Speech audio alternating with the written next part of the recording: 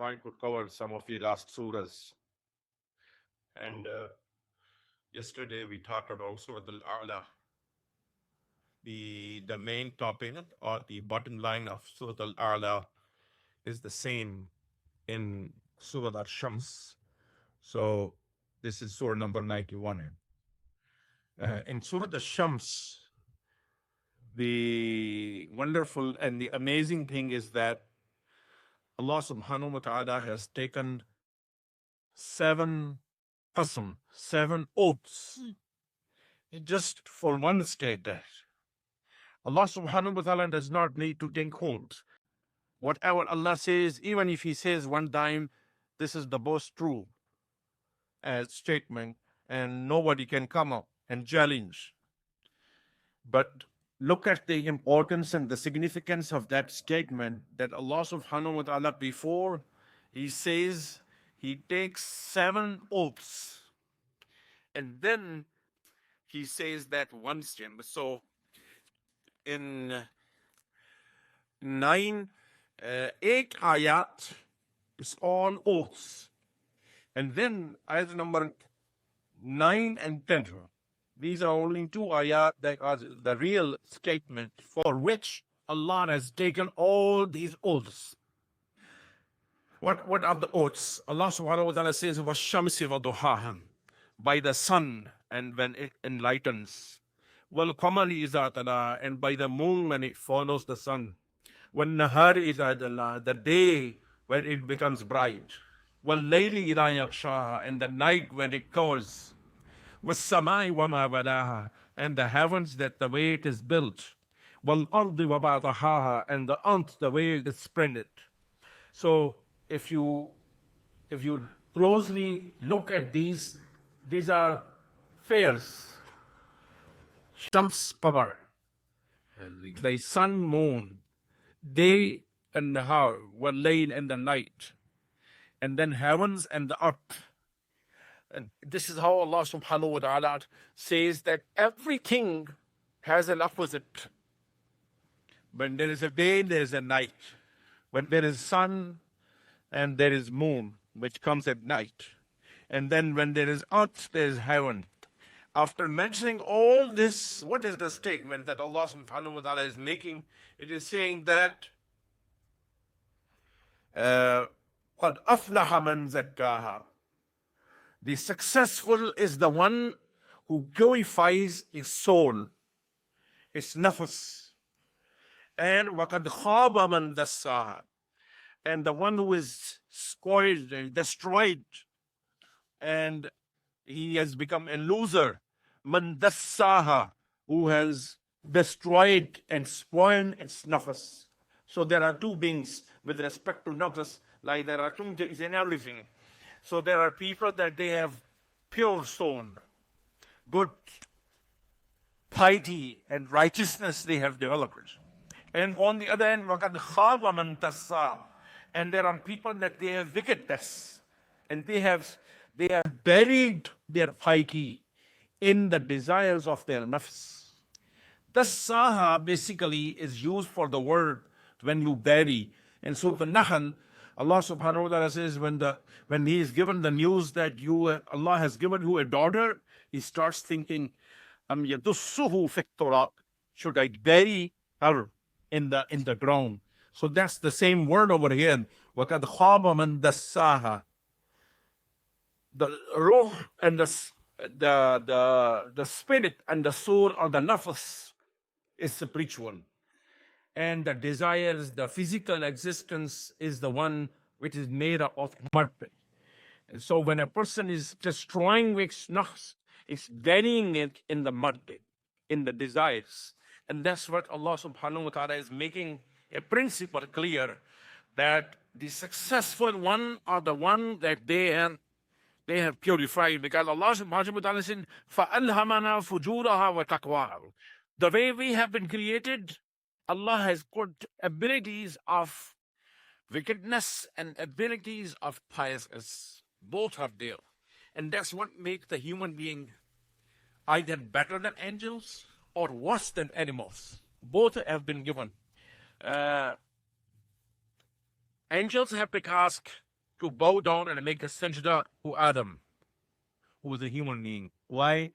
Because being the germs and the ability of being wickedness and the ability to commit evil, in spite of that ability, when I am suppressing it and acting pious and trying to purify myself, that's better than angels. Why?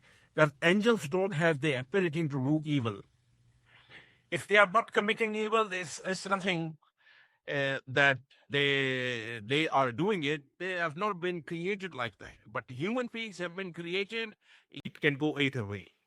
On the other hand, animals, they are only following desires. They have not been given any piety or righteousness. There's no halal haram for them. The way they do it. An animal is an animal. It's where it gets hungry, it's going to eat. Whether it has to steal it, snatch it, kill it, whatever it's do, it's animal. It is no, it has no horns. So human being, either if they act like an animal, they become worse. That Allah says, "Bal hum ulaika kal an'ami, bal hum adall." They are like animals, cattle, but they are even worse than that, because if anyone is acting like that, they don't have the ability to be pious.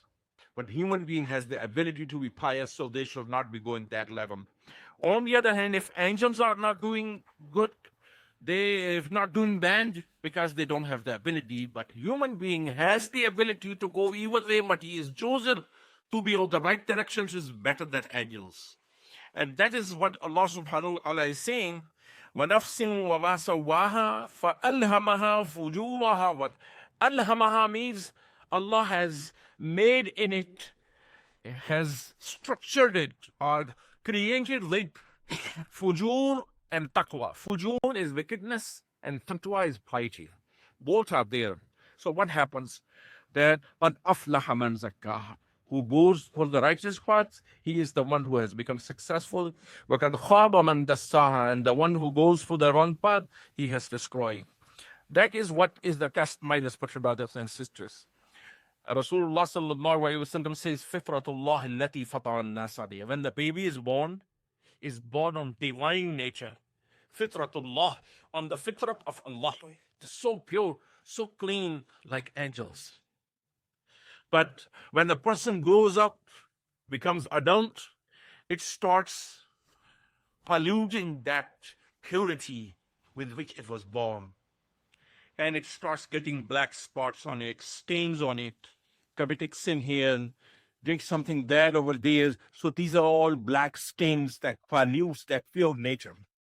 So the mission of a Muslim in his life is to keep himself and herself pure and clean. Keep on washing, keep on cleaning, because it is very natural that everybody will make mistakes, so there will be stains. But then we keep on washing it, keep on cleaning it. That is the task. Until when we die, we are so pure and clean, we are accepted in the Jannah. Otherwise, if that nature is not pure, it won't be able to go to the Jannah. It will be sent to the hellfire, where it will be cleansed with the high temperature fire, which will melt out all the wickedness, all the fujur. And once they are clean, if there is no shirk, there's no kufr, then ultimately they will be admitted to the Jannah. So that is what is the message of this surah, that you be careful, keep the task focused, that whatever you do, what profession you are, what field you are in, what kind of, what place you are in, doesn't matter. Just focus that you have to keep your inside pure and clean, so that you are exhibited in the end. And Allah subhanahu wa ta'ala says in Surah Qasas that يَوْمَ لَا يَنْفَعُ مَالٌ وَلَا بَنُونَ. On that day, no man, no awlad, no powers will be of any nafa. La yanfa means no benefit. What benefits? Illa man atallaha bi qalbin salim. The person who comes up with a clean and pure and healthy soul and heart, that is what will be benefit. So that is a very powerful message of this surah. Very strong. If we really go into depth, this helps and gives a guideline for the whole life and what direction I'm going. You know, every day in our life, every stage of our life, we make decisions, we take steps, we choose. So when we are taking a decision, when we are choosing from this and that, we keep the task in front of us that where I have to end them. And accordingly, I make all the decisions of my life. May Allah subhanahu wa ta'ala really bless us and guide us with these guidelines of the Quranic range.